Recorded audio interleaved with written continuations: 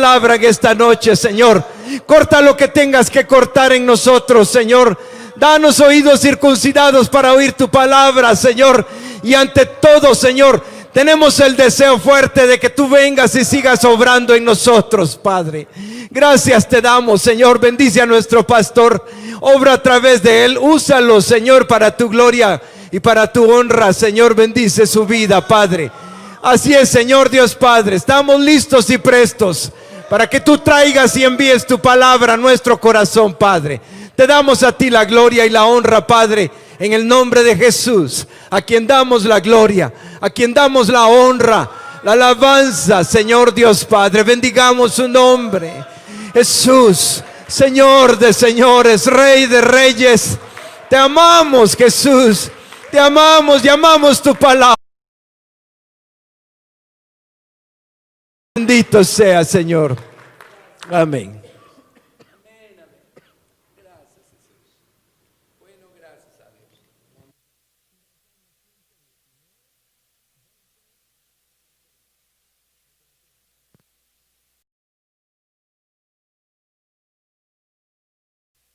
Verso 137. Del 137 al 144 tenemos aquí todos estos versos que comienzan con la letra tzadik.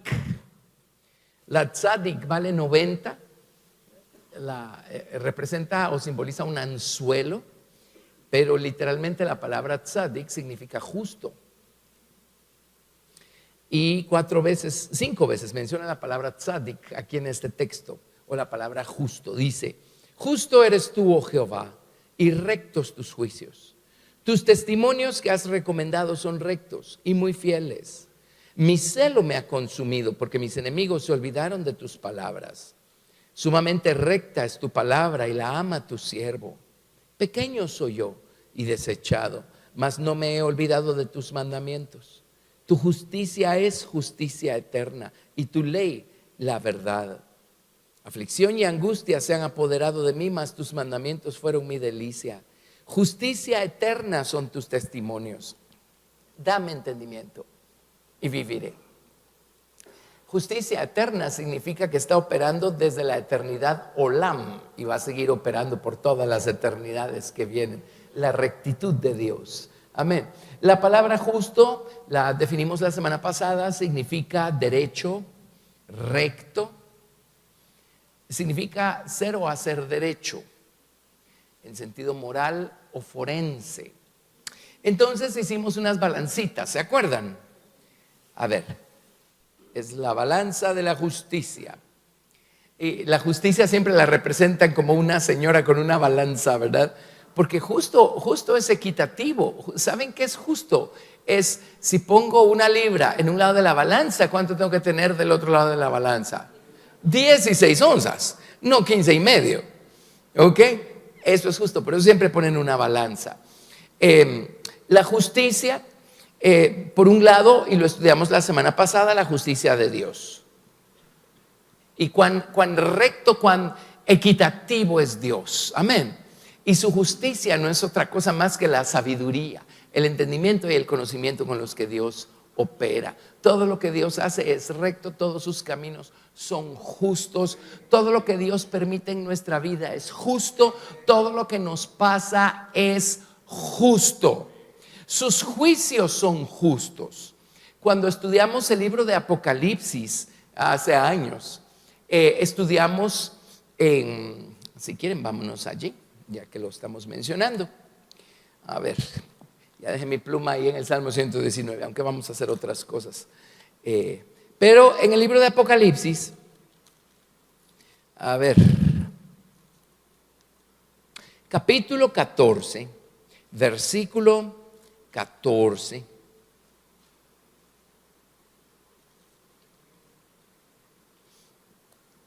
En el libro de Apocalipsis tenemos 4 grandes cuadros del Señor Jesucristo. Este es el tercero, cuando Jesús aparece como el Hijo del Hombre sobre una nube blanca con una hoz aguda en su mano. Y en Apocalipsis 14:14 dice: miré, y he aquí una nube blanca, y sobre la nube uno sentado, semejante al Hijo del Hombre, que tenía en la cabeza una corona de oro y en la mano una hoz aguda. Y del templo salió otro ángel clamando a gran voz al que estaba sentado sobre la nube: mete tu hoz y ciega, porque la hora de cegar ha llegado, pues la mies de la tierra está madura. Ahora, un paréntesis acá. Hay personas que leen esta porción del libro de Apocalipsis y dicen: ya ven, va a haber un gran avivamiento durante la gran tribulación y una grande cosecha de almas. Bueno, solo tenemos que seguir leyendo para descubrir que ese no es el caso en este capítulo. Amén. Ok, no está hablando de eso. Ok, ese es el peligro de sacar de contexto los versículos de la Biblia, ¿verdad? Muy bien, verso 17. Sí, ¿verdad? Ok, salió otro ángel del templo que está en el cielo, teniendo también una hoz aguda. Y salió del altar otro ángel que tenía poder sobre el fuego. Y llamó a gran voz al que tenía la hoz aguda, diciendo: mete tu hoz aguda y vendimia los racimos de la tierra, porque sus uvas están maduras. Y el ángel arrojó su hoz en la tierra, y vendimió la viña de la tierra, y echó las uvas en el gran lagar de la ira de Dios. Esa no es gente avivada, ¿verdad? Entonces estas uvas no son gente. ¿Qué está cosechando? Y agarró estas uvas, las cosechó y las metió en este gran lagar de la ira de Dios. Y fue pisado el lagar fuera de la ciudad, y del lagar salió sangre hasta los frenos de los caballos por 1,600 estadios. Entonces nos dan otro cuadro aquí en Apocalipsis capítulo 15, que es donde están aquellos en pie sobre el mar de vidrio y dicen: grandes y maravillosas son tus obras, Señor Dios Todopoderoso, justos y verdaderos son tus caminos, Rey de los santos. Eso lo cantábamos antes, llevamos años de no cantarlo, ¿verdad? Pero entonces en el capítulo 16 dice: oí una gran voz que decía desde el templo a los 7 ángeles: id y derramad sobre la tierra las 7 copas de la ira de Dios. Entonces, el cuadro es este. Lo que el Señor cosechó ahí en ese momento de la gran tribulación fue la maldad de los hombres, el pecado, la iniquidad de los hombres. El pecado llegó a su límite, a su cuota, a su medida. Entonces viene Dios y dice: ya las uvas están maduras. O sea, ya llegaron, ya llenaron la cuota, pues, de maldad. Entonces viene y cosecha esa maldad que está madura, las acciones de los hombres, toda esta iniquidad la echan en el lagar de la ira de Dios, y entonces de allí sale el vino, digamos, que va a ser derramado de regreso sobre la tierra en estas 7 copas de ira. Estas 7 copas se van a derramar al final de la gran tribulación. No quiere decir que Dios no estuvo juzgando la tierra desde el principio de la gran tribulación. Pero si se recuerdan o si vuelven a estudiar Apocalipsis, todo esto, el libro de Apocalipsis lo tenemos disponible en USB y está en el sitio web subido, pueden oírlo. Solo son 200 prédicas. Así es que ahí tienen para entretenerse. Pero el Señor primero desató estos 7 sellos, ¿verdad? Al mismo tiempo, paralelo a estos 7 sellos que se desatan en el libro de Apocalipsis, suenan 7 trompetas. Y entonces, por ejemplo, cuando suenan las trompetas, se quema una tercera parte de la hierba, ¿verdad? O de los árboles verdes. Se muere una tercera parte de los peces. Se destruye una tercera parte de las naves. Pero cuando se derraman las 7 copas de ira, se mueren todos los peces, se destruyen todas las naves, se quema toda la tierra, una cosa tremenda. Ahora, ¿con qué juzgó Dios esta tierra? ¿Cómo la juzgó? Ven el cuadro. Primero, los hombres llenaron su cuota y su maldad maduró hasta el punto que ya estaba lista para ser cosechada. Eso se echa en el lagar de la ira del Dios Todopoderoso. Pisan las uvas, pisan el lagar. De hecho, cuando Jesucristo viene en su segunda venida, viene con sus vestidos teñidos en sangre o teñidos de rojo, ¿se acuerdan? Esta no es la única razón, pero esta es una. Entonces agarran las copas de ira llenas del vino que produjo el pisar estas uvas, y las derraman de regreso. Entonces, ¿qué principio espiritual ven ahí?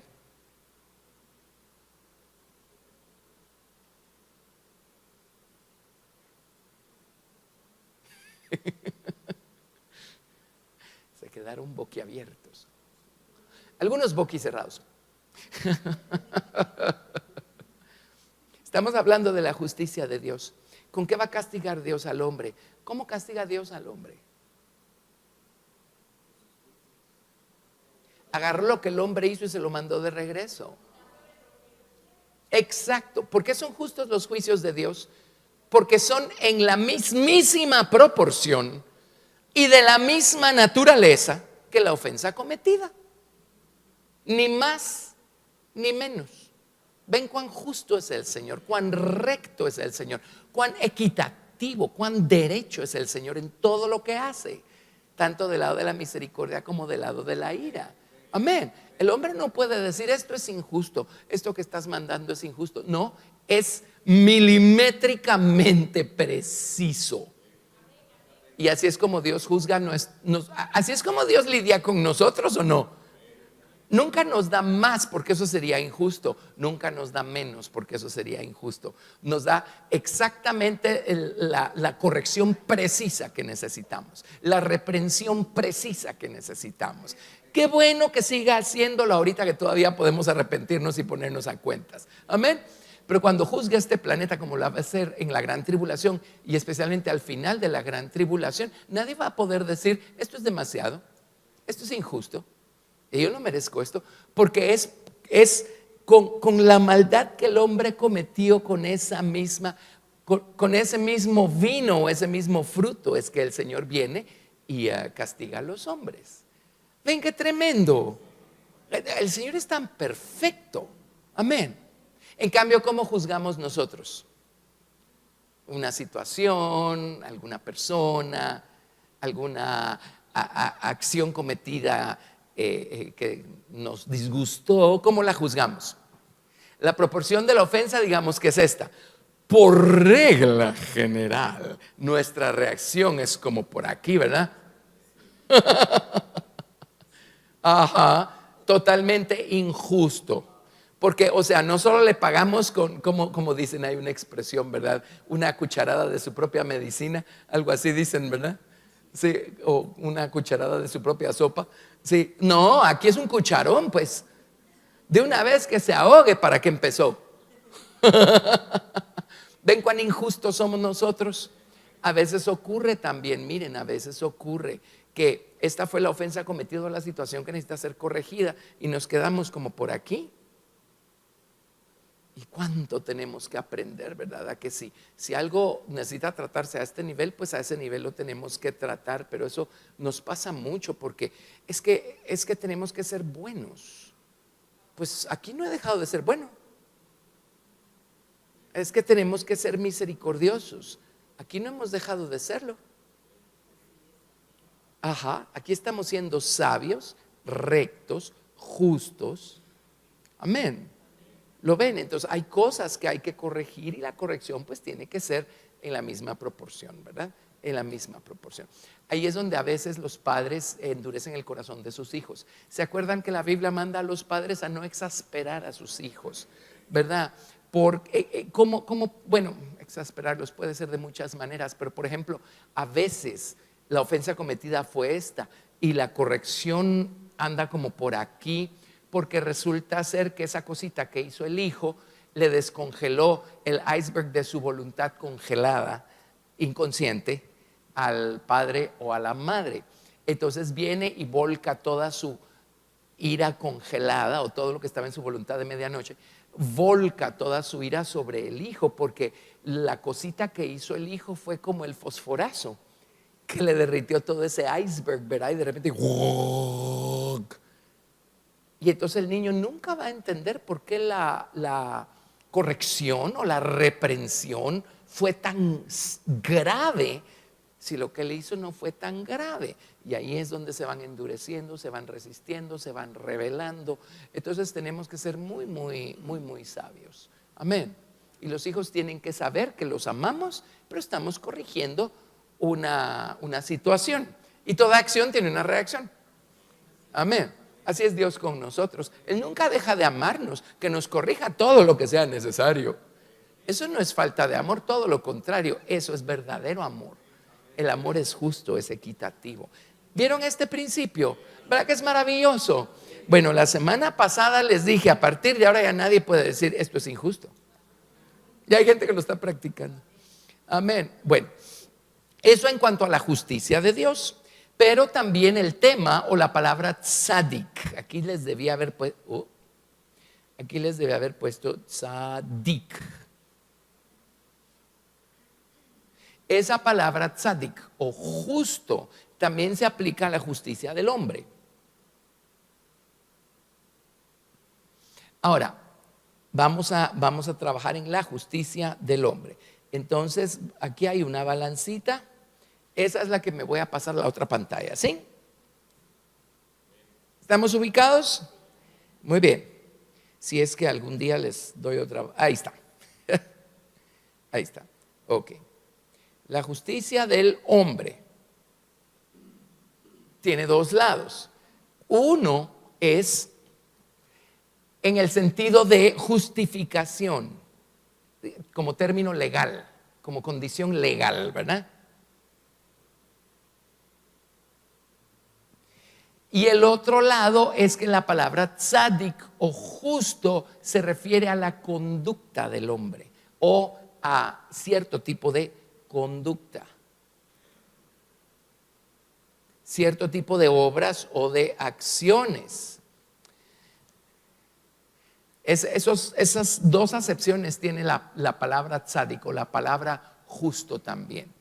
Entonces, la primera es en el sentido de absuelto de culpa o declarado inocente. Amén. La palabra tzadik se usa en ese sentido. Absuelto de culpa, declarado inocente, haciendo de caso que no lo hizo, que nunca lo hizo. Amén. Y nosotros somos pecadores por nacimiento y somos pecadores por elección. Haber nacido pecadores ya nos garantiza que vamos a elegir seguir pecando, ¿verdad? De manera voluntaria y consciente. ¿Ok? Entonces, cada vez, el hecho de ser pecadores ya pone una distancia entre nosotros y Dios, porque Dios es santo, Dios es justo, Dios es recto. Dios hizo al hombre recto, dice la Biblia, pero ellos buscaron muchas perversiones. Amén. Entonces hay una distancia entre Dios y el hombre. El hombre tiene una deuda moral que necesita ser saldada, necesita ser cancelada. Pero cada vez que el hombre elige seguir pecando, esa deuda moral sigue incrementándose. ¿A qué hora va a poder el ser humano pagar la deuda moral que tiene con Dios? Imposible. Amén. Entonces Dios, sabiéndolo, amó de tal manera al mundo que dio a su Hijo unigénito para que todo aquel que en él cree no se pierda, mas tenga vida eterna. El Señor Jesucristo murió tomando nuestro lugar y ya les he dicho, ese es el término vicario, la muerte vicaria del Señor Jesucristo. Vicario significa en lugar de otro, ¿sí?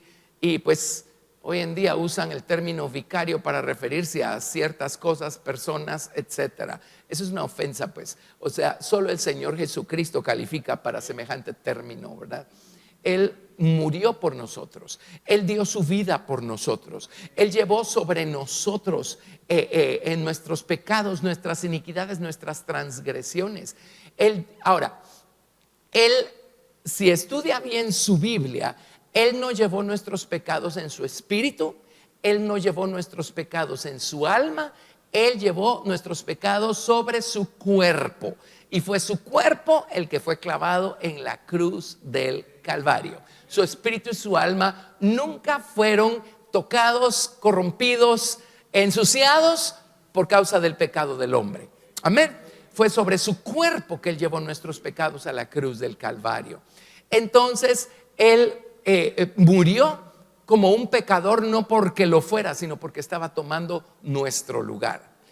Llegó al grado de identificarse con el pecador, que así como un pecador que muere, su alma se va al infierno y su espíritu pues se va a las manos del Padre, ¿verdad? Pues así fue con el Señor Jesucristo. Su alma no tenía por qué irse al infierno, pero Él tomó nuestro lugar hasta ese extremo. Lo que significa que no importa cuán bajo descienda el hombre en su depravación, allí puede invocar el nombre del Señor Jesucristo y allí va a encontrar al Señor Jesucristo y allí va a encontrar salvación, porque Jesús descendió a las partes más bajas de la tierra, dice el libro de Efesios, para llenarlo todo. Amén. Él se fue hasta el fondo del abismo sin fondo. Así es que si una persona pecadora toca fondo, ahora ninguna persona puede llegar al fondo del abismo sin fondo, porque estamos hablando de cosas infinitas, cosas eternas. Pero no importa cuánto descienda una persona en su pecado, allí puede decir: Jesús, sálvame, y allí va a encontrar a Jesús, y allí Jesús lo va a salvar. Por eso es que Él descendió hasta las profundidades. Amén. Gracias a Dios por Jesús, nuestro Salvador. Bueno, en el momento en el que ponemos nuestra fe en Jesucristo, en el momento en el que hacemos nuestra la muerte de Cristo, y ponemos nuestra fe en su sangre y le decimos: Jesús, con tu sangre límpiame de pecado, expía mi pecado. Expiar es cubrir. Cubre mi pecado, para que cuando Dios el Padre me mire, no mire mi pecado, sino que mire tu sangre. Amén. Entonces inmediatamente Jesús cubre nuestra culpa con su sangre, cubre nuestra condición con su sangre, y cuando el Padre nos mira, ya no mira la culpa, ya no hay deuda por pagar, la deuda ha sido pagada. Amén. Hemos sido justificados o declarados libres de deuda, libres de culpa, y eso es lo que nos reconcilia con el Padre, y podemos caminar con el Padre en esta vida. Ahora entendamos, caminamos con el Padre en esta vida gracias a la sangre de Jesucristo que está entre el Padre y nosotros, porque les tengo noticias, seguimos siendo imperfectos.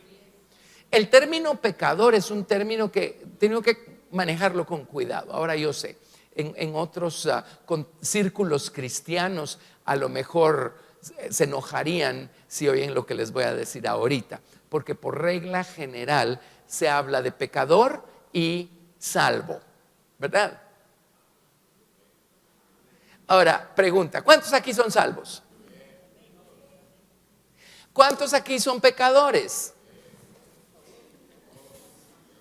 Entonces ven, no usamos bien el término, porque automáticamente una persona salva dice: yo no soy pecador. Ajá, sí, yo no sé qué hace con todas esas actitudes que salen de adentro, o las entierra, o se hace loco, o pretende que no pasó, yo no sé. Amén.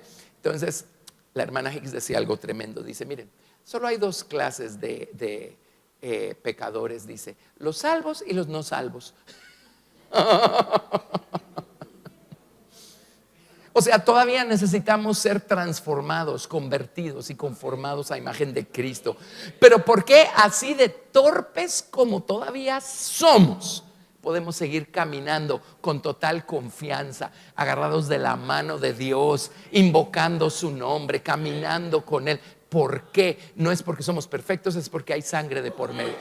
Es porque hay sangre de por medio. Y esa sangre nos ha declarado justificados. Amén, libres de culpa. Ahora, Dios está encima de la sangre y nosotros estamos debajo de la sangre. Amén, es como un paraguas que va sobre nosotros. Ahora, nunca se salga del paraguas. Amén, ese paraguas nos acompaña y nos caemos, nos tropezamos y caemos porque somos todavía imperfectos y torpes para caminar, pero el paraguas no se ha ido a ningún lado. Nos levantamos porque confesamos nuestra culpa, le pedimos perdón al Señor, le pedimos que nos limpie, nos levantamos y seguimos caminando. El que seamos imperfectos no hace que el paraguas desaparezca. Amén. Ahora, ¿puede un creyente salvo salirse de debajo del paraguas? Sí. Por supuesto tiene que ser extremadamente necio para que eso suceda, ¿verdad? Pero hay gente que sí lo es, lamentablemente, ¿verdad? Amén. Pero ven qué precioso esto de justificados, ¿verdad? Amén. Entonces es por eso que estamos aquí. Nunca olvidemos nuestra salvación. Nunca olvidemos lo que éramos y comparémoslo con lo que somos hoy. y nunca menguemos en nuestras acciones de gracias a Dios por nuestra salvación. Amén. Por dejar de darle gracias a Dios por nuestra salvación es que empezamos a llenarnos de orgullo y empezamos a exigir y a pretender y a pelearnos, y ya se nos olvidó que sin Cristo no somos nada. Amén. Entonces nunca olvidemos nuestra salvación, nunca dejemos de dar gracias por nuestra salvación. Hay un canto, hay una hermana que es de la iglesia de Indianápolis que lo canta cuando hay convenciones allá en Indiana, y es un canto que canta una hermana de color, Cissy Winans se llama, y es sobre la historia de María que se metió. Jesús estaba comiendo en la casa del fariseo y María se coló, ¿se acuerdan? Con su frasquito de alabastro lleno de perfume y se coló. Y cómo le hizo, pero se arrastró, vio dónde estaba sentado Jesús y se arrastró por detrás y empezó a ungir con el perfume sus pies y a regarlos con sus lágrimas y a enjugarlos con sus cabellos. Pues esta canción habla de esto y dice, bueno, más o menos así, dice: no se enojen conmigo porque yo estoy adorando al Señor con mi cajita de alabastro. Dice: no se enojen conmigo, lo que pasa es que ustedes no estuvieron allí la noche que Él me salvó. Amén. Ustedes no entienden el costo de mi cajita de alabastro. Ustedes no entienden el precio de mi alabanza, dice. Así es que no se enojen conmigo si me ven regándole los pies al maestro y enjugándolos con los cabellos. Amén. Y yo cuando oigo eso me acuerdo del día que el Señor me salvó, y luego pienso pues en la manera como alabamos a Dios y danzamos y gritamos y saltamos y todo lo demás. No se enojen con nosotros, no se enojen conmigo. Ustedes no estuvieron allí cuando el Señor me quitó el peso del pecado y me recibió por hijo y me salvó. Yo no puedo alabarlo menos. Amén. Él no me salvó para que yo me convirtiera en un santo de escaparate o en alguna clase de religioso. Amén.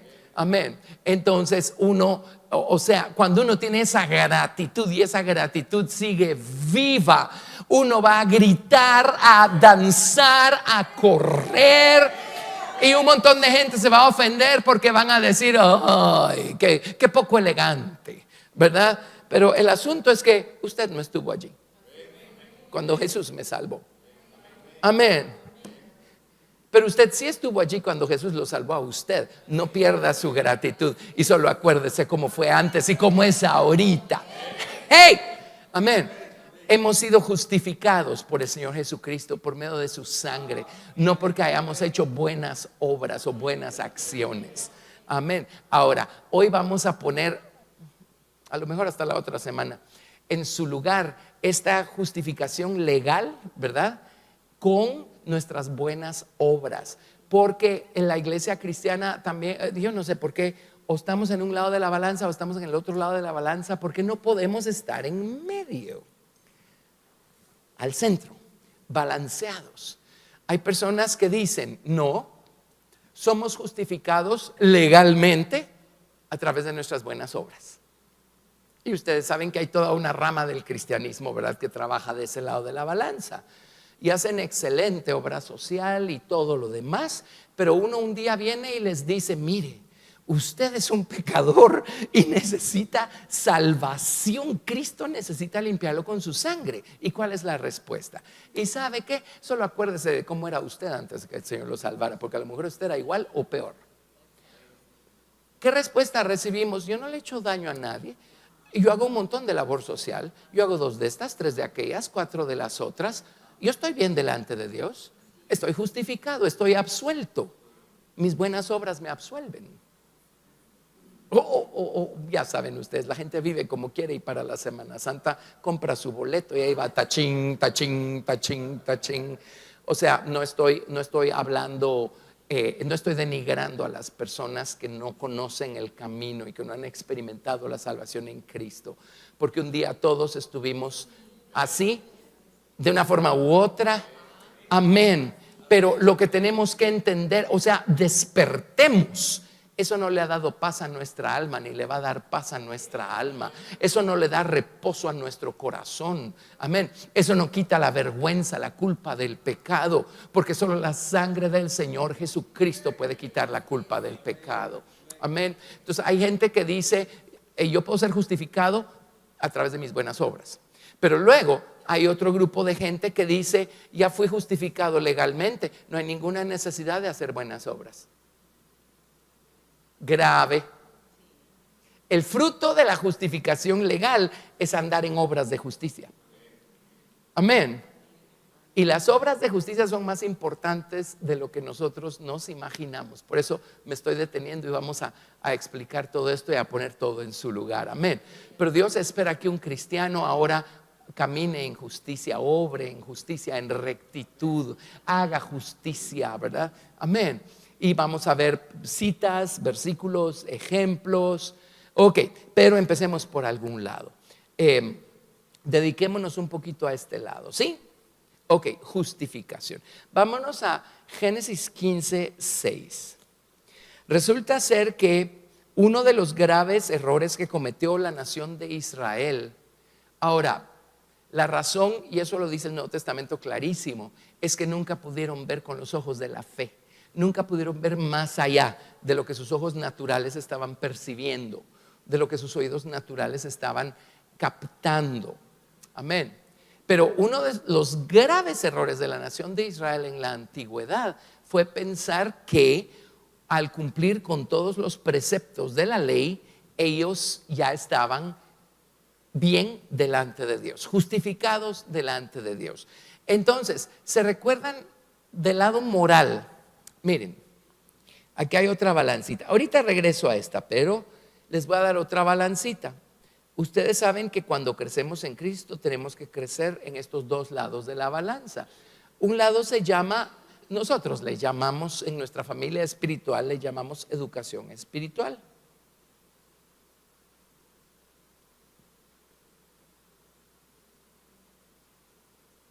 Así es que crecemos en estatura espiritual, ¿verdad? A través de la educación espiritual que vamos adquiriendo. Pero del otro lado de la balanza tenemos que crecer en lo que llamamos desarrollo moral o estatura moral.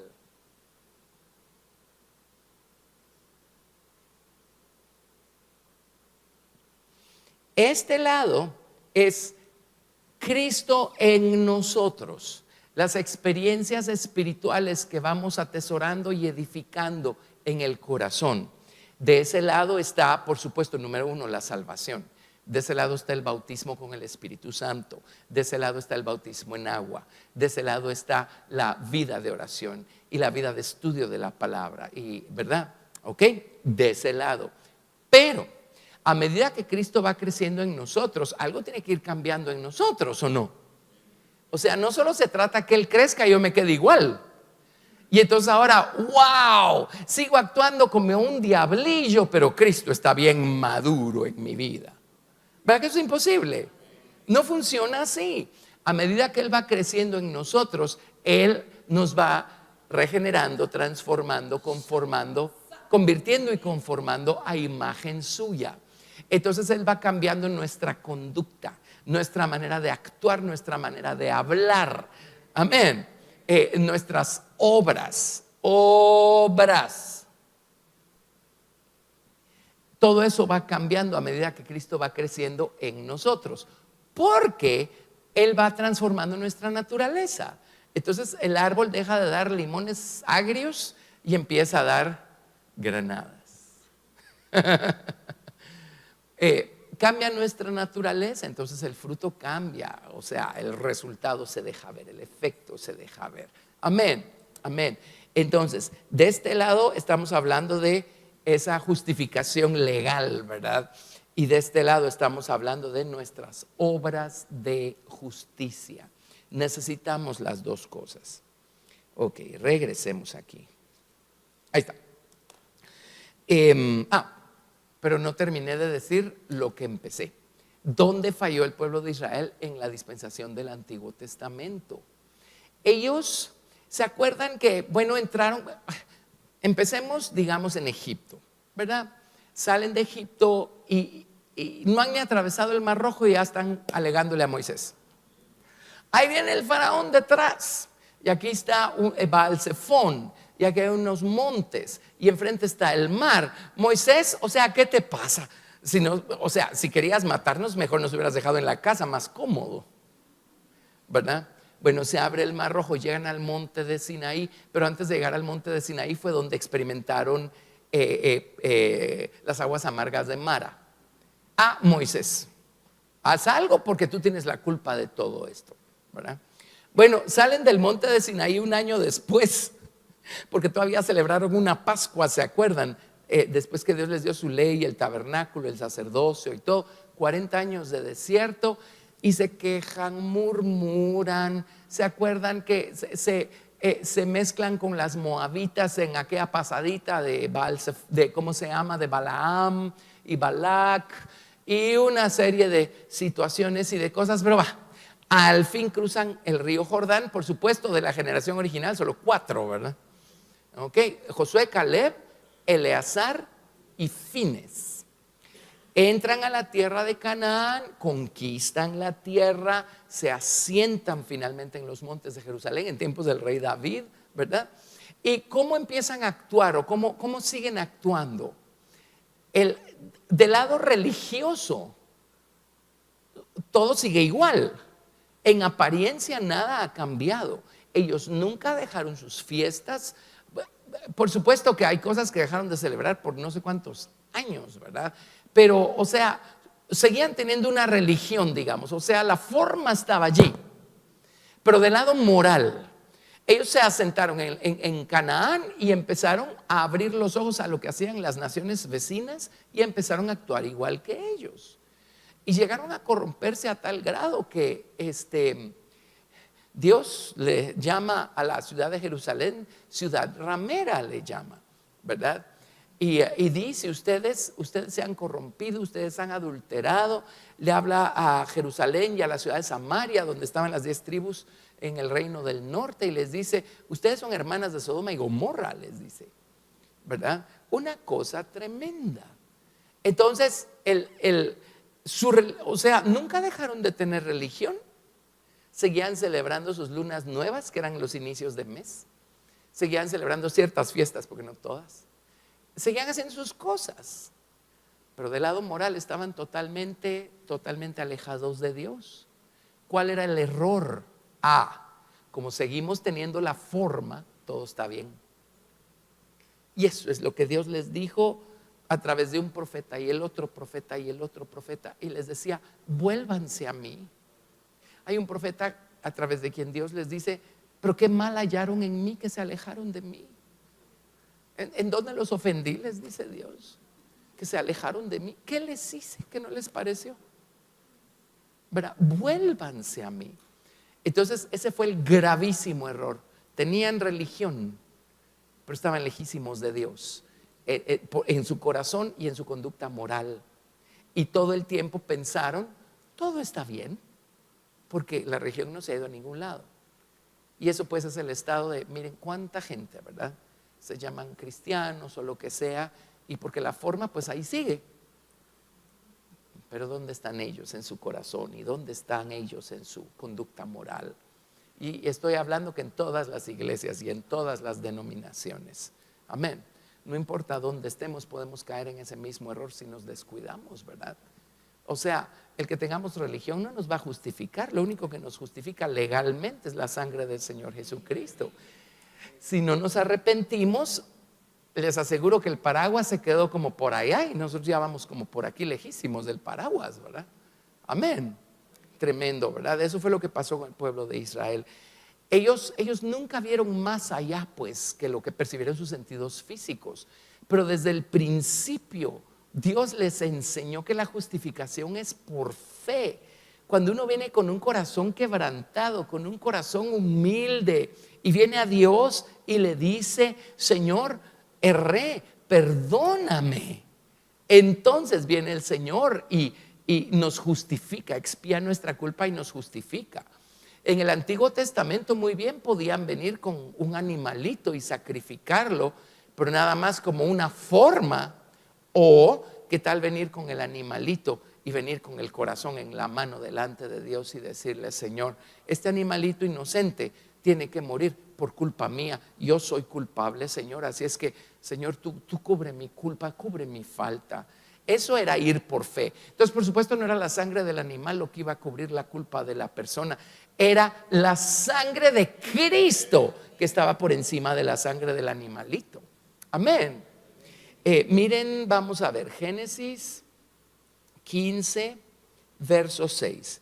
Una cita clásica que se cita en el Nuevo Testamento, especialmente en el libro de Romanos, para probar que la justificación es por fe en la sangre de Cristo. Génesis 15, 6, este es Abraham, ¿verdad?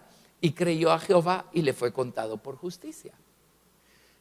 Vamos a ver en un momento la cita en el libro de Romanos, pero Pablo cita esto y dice: ya ven, Abraham es nuestro padre, él es el padre de la fe, él es el padre espiritual de todos los que caminamos por fe. Dice, él fue justificado por creer. Quiere decir que la justificación siempre ha sido por fe, por creer. Amén. Siempre Abraham fue justificado porque creyó a Dios. Ok, oigan esto, Habacuc, son citas del Antiguo Testamento. Habacuc capítulo 2, verso 4. A ver, Habacuc. El primero que lo encuentre diga amén. Amén. Les gané. Habacuc, ese es de los que se esconden. Ok. Habacuc capítulo 2, verso 4. Habacuc 2, 4. Miren, no se altere. Tarde o temprano uno se habitúa a manejar su Biblia, ¿verdad? Por eso siempre les he dicho: mire, pues cuando esté en el despacho del médico, tenga su Biblia en el teléfono, así saca su Biblia y la lee, ¿verdad? O en el Transmetro o donde sea. Pero en sus tiempos de estudio personal y en la iglesia, use este viejo objeto chapado a la antigua que se llama libro, porque aquí puede hacer anotaciones y manejándolo va a aprender dónde están los libros y todo lo demás. Amén. Bueno, Habacuc capítulo 2, verso 4. He aquí que aquel cuya alma no es recta se enorgullece. Oiga esto: mas el justo por su fe vivirá. Y en ambos casos aparece la palabra tzadik. El justo por su fe vivirá. Estamos hablando del Antiguo Testamento. El guardar la ley jamás tuvo por objeto justificar a nadie. Amén. Jamás. ¿Para qué sirve la ley? Lea el libro de Gálatas, ahí Pablo hace todo el análisis de esto que estamos hablando. Y viene Pablo y dice: la ley nunca fue dada para justificar a nadie. Entonces, ¿para qué sirve la ley? Dice dos cosas por lo menos. Número uno, dice: la ley es un ayo que Dios le dio a la nación de Israel para conducirlos a Cristo. Para que ayo significa un maestro, un profesor, una nodriza, un instructor.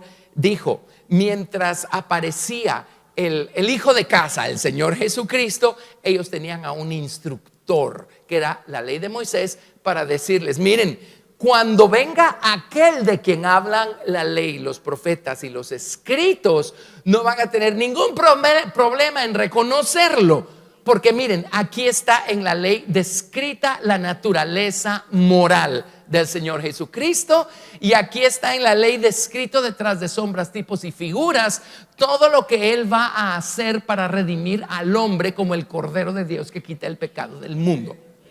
Amén. Bueno, ¿qué creen? Apareció Jesús y lo mandaron a la cruz y se quedaron con la letra, ¿verdad? Pero esa es la razón número uno. Y la razón número dos de la ley, ¿qué hace la ley? Nos restringe, nos pone un cerco. Dice, Dios se las dio hasta que apareciera Cristo. Y gracias a Dios por la ley moral, porque eso nos pone un cerco.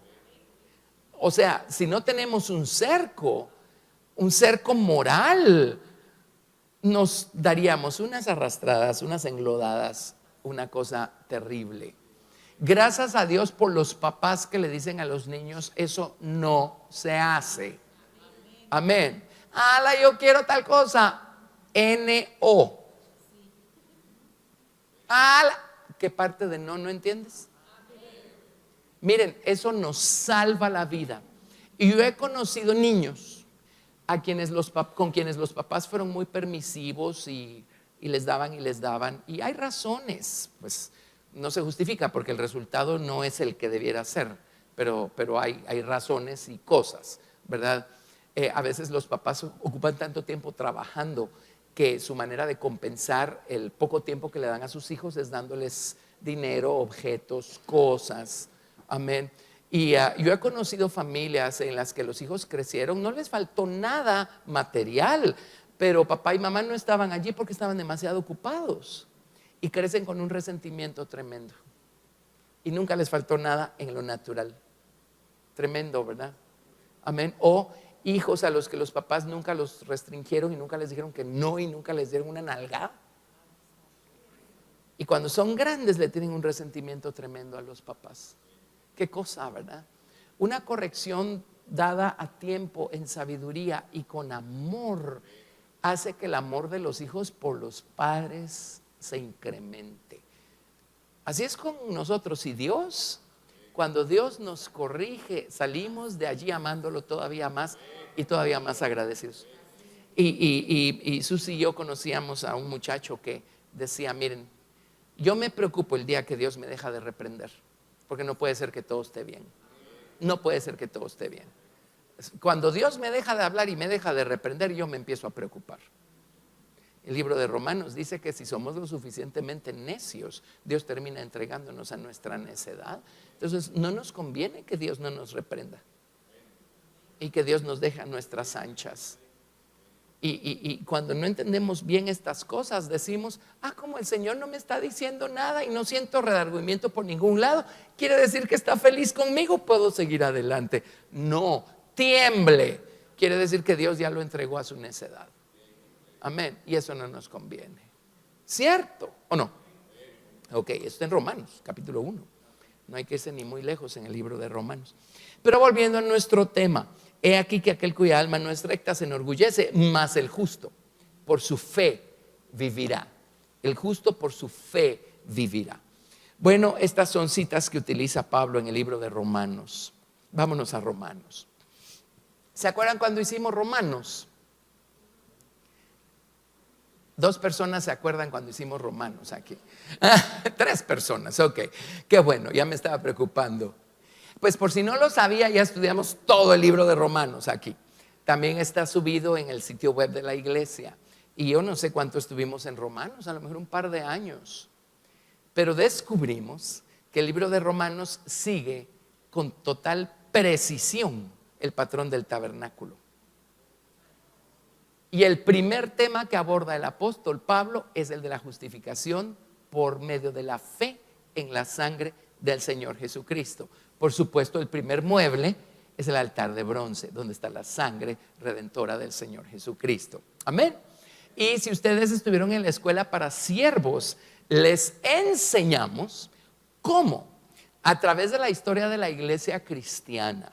La iglesia empezó hace 2000 años, en la era apostólica, y luego vino la edad de las persecuciones, y luego vino Constantino, y él convirtió el cristianismo en la religión oficial del imperio romano. Y allí, cuando empezó a gozar de fama, fortuna, paz, prosperidad y poder, la iglesia cristiana se empezó a corromper y empezó a venirse por el deslizadero. Y llegó al punto de entrar a esta edad que se llama el oscurantismo. Y en esa edad del oscurantismo, los únicos que poseían Biblias eran los monasterios. Y solo los monjes las leían, las transcribían con un cuidado increíble. Ahora Dios los bendiga, porque si no lo hubieran hecho, a lo mejor no nos hubiera llegado ni un ejemplar hoy en día a nosotros. Amén. La vida monástica era algo muy, muy fuerte en esos días. Habían pueblos enteros que giraban alrededor de los monasterios, y allí es donde conservaban las escrituras, las reproducían con aquel cuidado tremendo. Pero el resto de la raza humana no tenía acceso a una Biblia. Entonces se llamaba oscurantismo, y por no tener instrucción bíblica, instrucción adecuada, espiritual. La gente estaba llena de supersticiones y supercherías y cosas, y era una cosa espantosa, hasta que vino la Reforma. La Reforma coincide con la Revolución Industrial. Tiene que haber conexión entre una cosa y la otra. Cuando hay un avivamiento espiritual, eso se va a reflejar en todos los demás ámbitos de la vida. Amén. Y Lutero no fue el único que levantó la voz y dijo: miren, esto va mal, tenemos que componerlo. Hubo muchos antes de Lutero, pero Dios se valió de Lutero para abrir esa puerta de una vez y por todas, ¿verdad? Amén. Así es que Lutero es héroe de la iglesia protestante y es el villano de la iglesia católica, pero lo que quieren. El hecho es que él no tenía la intención de empezar nada nuevo. Su intención era reformar algo que necesitaba a gritos ser reformado. Pero ¿qué creen? Ya la estructura era tan rígida y estaba tan corrompida, que fue imposible reformar algo que estaba ya tan corrompido. Entonces empezó un nuevo movimiento, ¿verdad? Y de allí fue que empezó el protestantismo. ¿Ok? Ese es todo el asunto. Ya se había perdido hasta la verdad de la salvación por gracia. Entonces, a partir de Lutero, la manera como Dios fue restaurando la verdad o convirtiéndola en dominio público, digamos, del mundo cristiano, sigue precisamente el patrón del tabernáculo. Lo primero que tenía que ser restaurado es la verdad de la salvación por gracia, ¿o no? El primer mueble, el altar de bronce, el altar de los sacrificios donde está la sangre, ¿verdad? Y así pues, etcétera, etcétera, etcétera.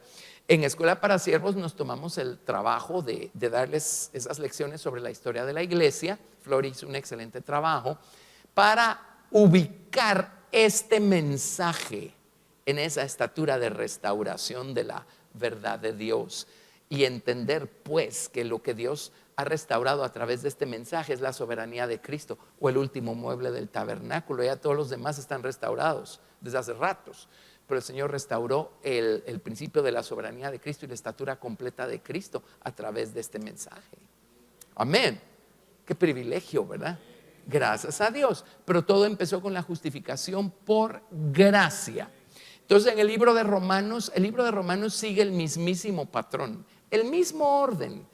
Pablo habla de la justificación por gracia, luego habla de ser bautizados en el Espíritu Santo, luego habla del bautismo en agua para muerte y vida, luego habla de que el Espíritu hace intercesión por nosotros con gemidos indecibles, luego habla de toda la luz que hemos recibido por medio de la nación de Israel, porque de ellos recibimos nosotros los pactos y de ellos son los patriarcas y la ley y todo aquello con lo que Dios nos ha iluminado a nosotros.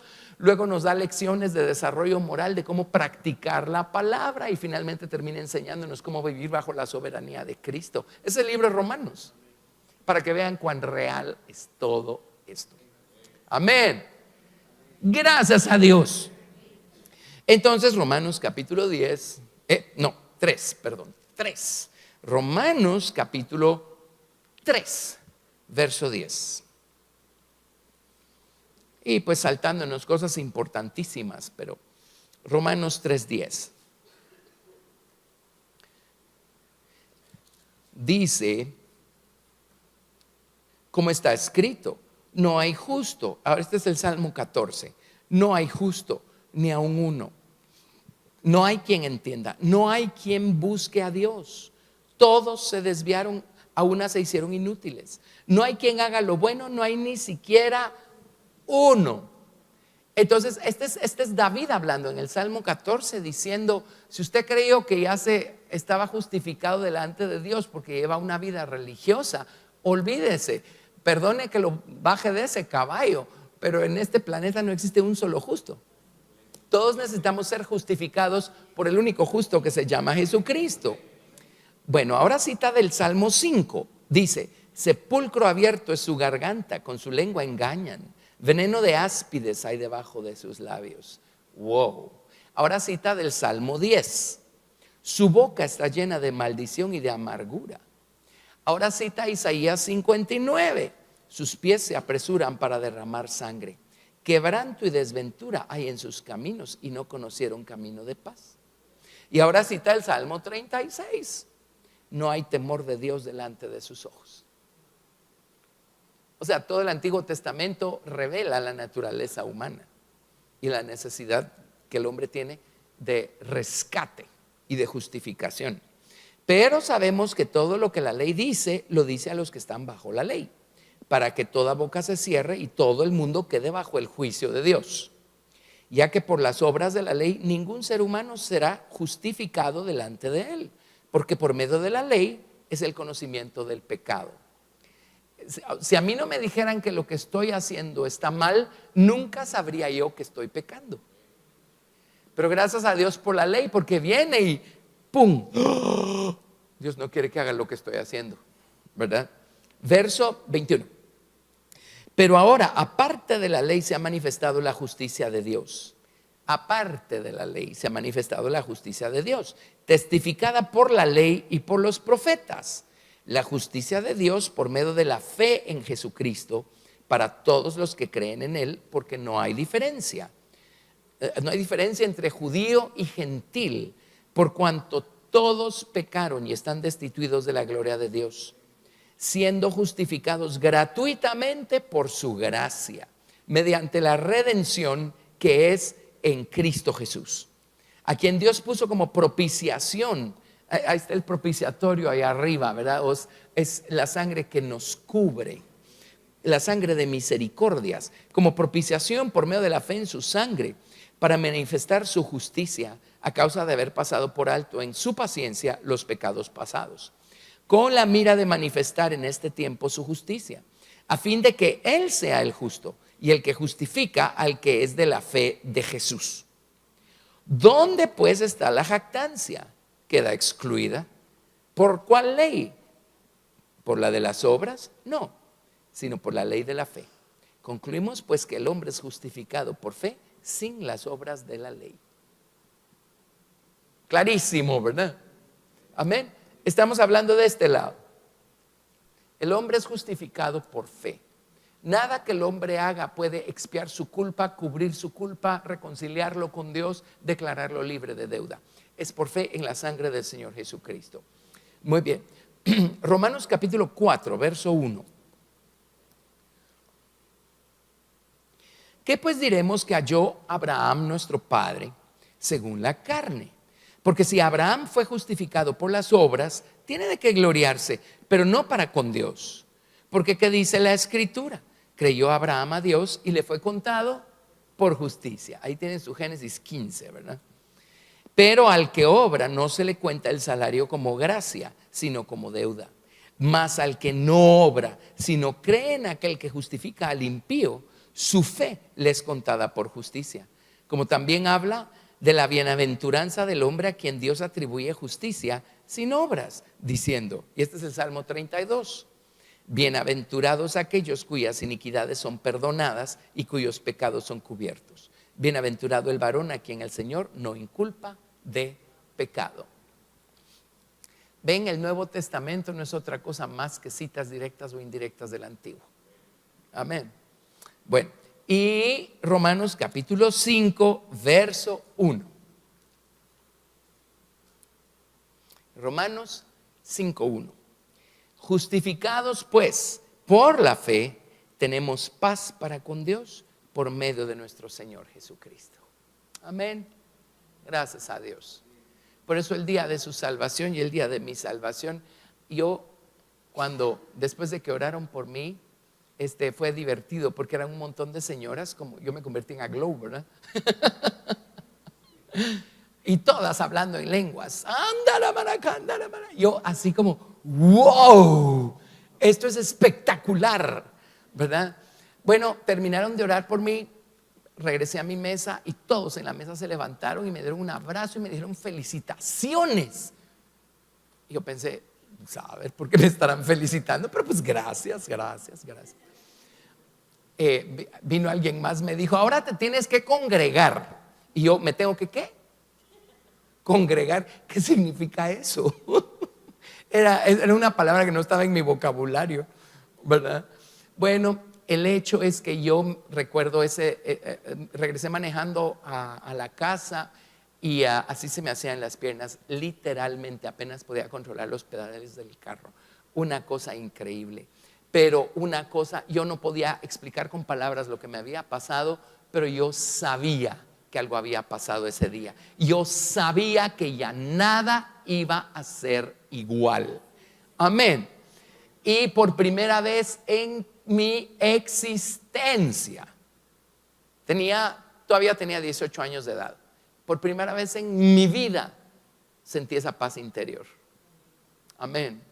Amén. ¿Y qué creen? Nunca, nada volvió a ser igual. ¿Sí? De hecho fue tan determinante mi experiencia que yo en un año ya había dejado atrás todo lo que hacía, todo ese mundo lo había dejado completamente atrás. Por eso, pues hay expresiones en español, no sabría qué expresión usar, pero yo no soy un buen palo al que se pueda arrimar todo el mundo. Porque yo no entiendo a un cristiano que vive con un pie adentro y un pie afuera. No lo entiendo, no es mi experiencia. No es mi experiencia, no lo entiendo. Amén. Sí. O sea, yo empecé a dejar atrás, lo que Dios me iba pidiendo se lo iba dando.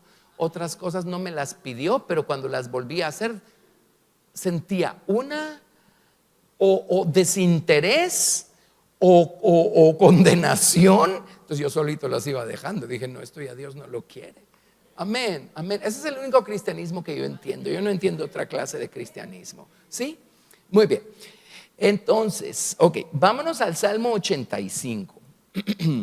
Y a ver hasta dónde llegamos hoy.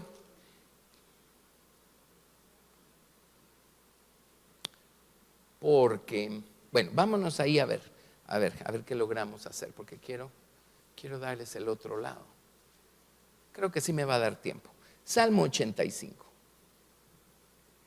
Este salmo da la impresión de que fue escrito después de que ellos volvieron de su cautiverio babilónico. O sea, no lo pudo haber escrito David. Es un salmo para los hijos de Coré. Tiene que haber sido escrito años después. Por el contexto dice: fuiste propicio a tu tierra, oh Jehová, volviste la cautividad de Jacob. Perdonaste la iniquidad de tu pueblo, todos los pecados de ellos cubriste. Reprimiste todo tu enojo, te apartaste del ardor de tu ira. Cuando ellos regresaron del cautiverio babilónico, ellos sabían que ya la deuda estaba saldada y que Dios ya los había perdonado. Amén. Cuando les permitió regresar a Jerusalén. Verso 4, entonces dice: restáuranos, oh Dios de nuestra salvación. Si lo hubieran traducido de otra manera, hubieran podido poner: conviértenos, oh Dios de nuestra salvación. Haz cesar tu ira de sobre nosotros. Estarás enojado contra nosotros para siempre. Extenderás tu ira de generación en generación. No volverás a darnos vida para que tu pueblo se regocije en ti. Están pidiendo un avivamiento, ¿verdad? Muéstranos, oh Jehová, tu misericordia y danos tu salvación. Escucharé lo que hablará Jehová Dios, porque hablará paz a su pueblo y a sus santos, para que no se vuelvan a la locura. Ciertamente cercana está su salvación a los que le temen, para que habite la gloria en nuestra tierra. Oigan esto: la misericordia y la verdad se encontraron. La justicia y la paz, justicia tzadik, ¿verdad? Y la paz se besaron. La verdad brotará de la tierra y la justicia mirará desde los cielos. Jehová dará también el bien y nuestra tierra dará su fruto. La justicia irá delante de él y sus pasos nos pondrá por camino. La King James dice: la justicia irá delante de él y él nos pondrá en el camino de los pasos de la justicia. Una vez Dios nos justifica, esa justificación con la que ya fuimos justificados por Dios va delante de nosotros. Por eso podemos caminar con paso firme, porque el hecho que Él nos justificó, el hecho que somos personas perdonadas, personas libres de deuda para con Dios, no porque seamos perfectos, sino porque la sangre está sobre nosotros. Amén. Esa justicia va delante de nosotros y nos abre puertas. Dios ya nos justificó, podemos caminar con seguridad por este mundo. Pero miren, la misericordia y la verdad se encontraron, dice. La justicia y la paz se besaron. La verdad brotará de la tierra y la justicia mirará desde los cielos. La verdad. A ver, ¿dónde estábamos?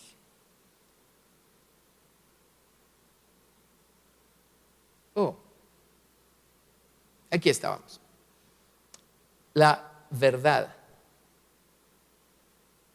brotará desde la tierra y la justicia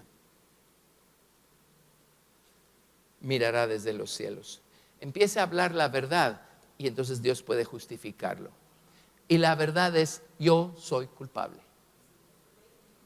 Empiece a hablar la verdad, ¿sí? Y la justicia va a mirar desde los cielos. Amén.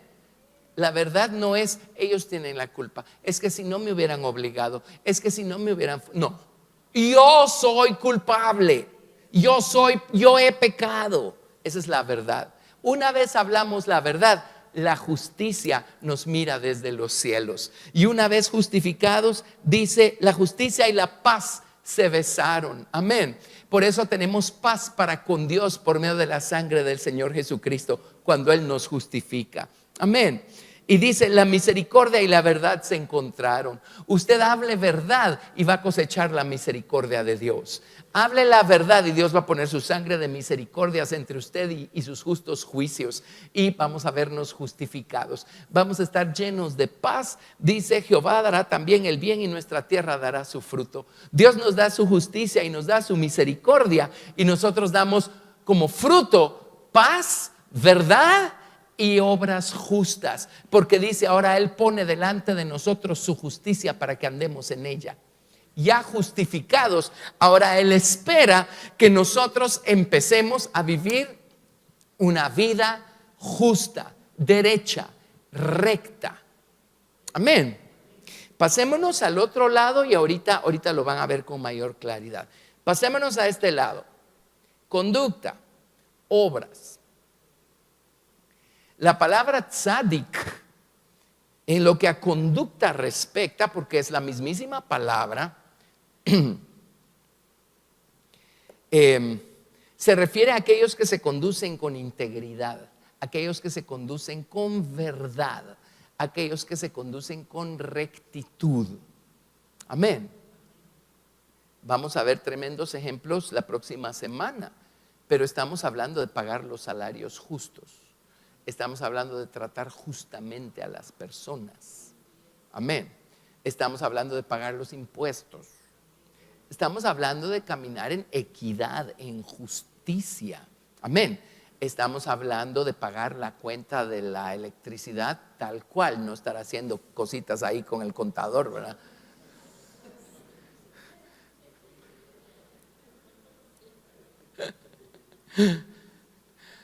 Etcétera.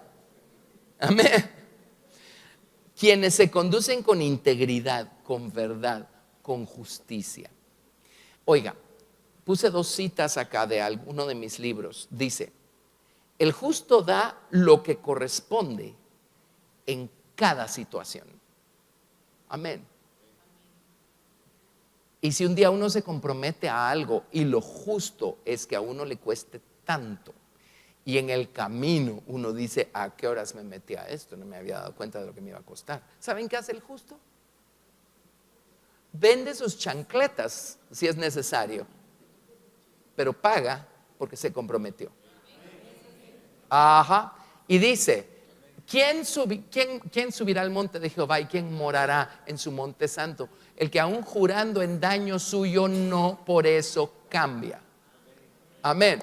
Yo di mi palabra de que iba a pagar tanto y en el camino, ay, qué tonto eres, pero si eso no cuesta tanto, cuesta esto, mira, ¿por qué? ¿Cómo no se te ocurrió? Así, ¿verdad?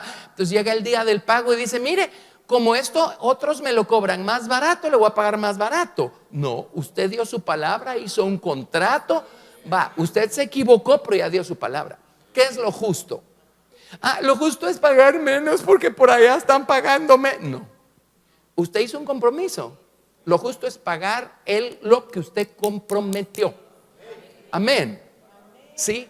O sea, otra cosa no es cristianismo. No es cristianismo. ¿Lo ven? El justo da lo que corresponde en cada situación.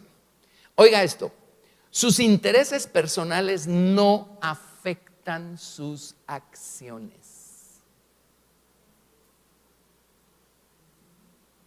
Sus intereses personales no afectan sus acciones. Todo lo ve de manera objetiva, de acuerdo con la Biblia. Dejamos de ser justos cuando tratamos a unos de una forma y a otros de otra en la misma circunstancia o en el mismo contexto. No, todos por parejo. Amén. Todo lo ve de manera objetiva, de acuerdo con la Biblia. Tremendo, ¿verdad? Si nos vamos a Apocalipsis 19, veamos esto. Versos 7 y 8. Vamos a leer esto que sigue. ¿Qué dicen si lo leemos todos en voz alta? Apocalipsis 19, versos 7 y 8. ¿Lo tienen? Muy bien, vamos. Gocémonos y alegrémonos y démosle gloria, porque han llegado las bodas del Cordero y su esposa se ha preparado, y a ella se le ha concedido que se vista de lino fino, limpio y resplandeciente, porque el lino fino es las acciones justas de los santos. Amén. No está hablando de este lado, está hablando de este lado.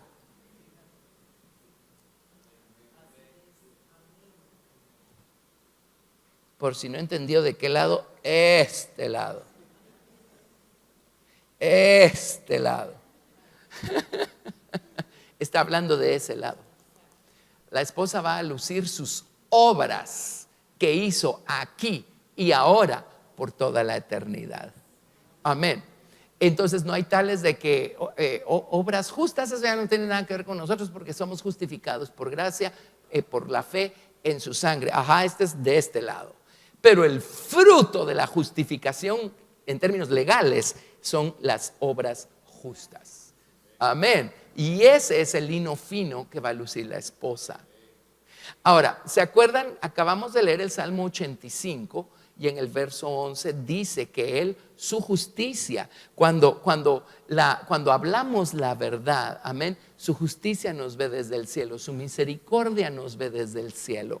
Él nos llena con esa paz que sobrepasa todo entendimiento. Y dice, su justicia nos pone por camino o nos hace caminar en los pasos de su justicia. ¿Sí? ¿Se acuerdan? Su justicia, esta. Amén.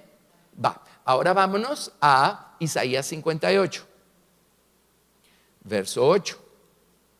Y no les voy a dar el contexto, solo les menciono algunas cosas, porque este es nuestro texto para el retiro de jóvenes. Amén. Vamos a tener un retiro espectacular. Amén. Por la gracia y la misericordia de Dios. Ok, Isaías 58. Isaías 58. El contexto aquí, solo narradito, ¿verdad? Es que ellos nunca dejaron de ser religiosos, nunca dejaron de ayunar, ¿se acuerdan? Nunca dejaron de buscar a Dios, por lo menos, aunque sea por curiosidad. Pero nunca dejaron de indagar, ¿verdad? De querer saber. Siempre celebraron sus cosas, tenían su religión y tenían sus cosas. Ayunaban. Pero viene Dios y dice, ¿alguna vez se han rascado la cabeza y se han preguntado por qué no les respondo? Ese es el contexto aquí. Dice que no se han preguntado por qué no hay manera que les responda. Por más que ayunen, no les respondo. No se han preguntado por qué, dice. Y empieza a enumerar toda su conducta. y lo que hacen con los demás y la manera como se portan y la manera como se conducen, lo que hacen y lo que dejan de hacer en su desarrollo moral. Amén. Pero dice, empiecen a hacer lo recto, lo justo, cambien su conducta, o sea, arrepiéntanse, ¿verdad? Y cambien su conducta y empiecen a hacer obras de justicia. Versículo 8 dice, Isaías 58, 8, entonces nacerá tu luz como el alba y tu salvación se dejará ver pronto. Oiga esto, e irá tu justicia delante de ti y la gloria de Jehová será tu retaguardia. Estos dos lados de la justicia de Dios, a ver, ya rayé demasiado aquí, tal vez, ¿verdad? Estos dos lados, aquí la parte legal y la parte moral, ¿verdad? Obras. Esos dos lados tienen que ir delante de nosotros. Número uno, la justificación legal que viene por medio de la fe en la sangre del Señor Jesucristo.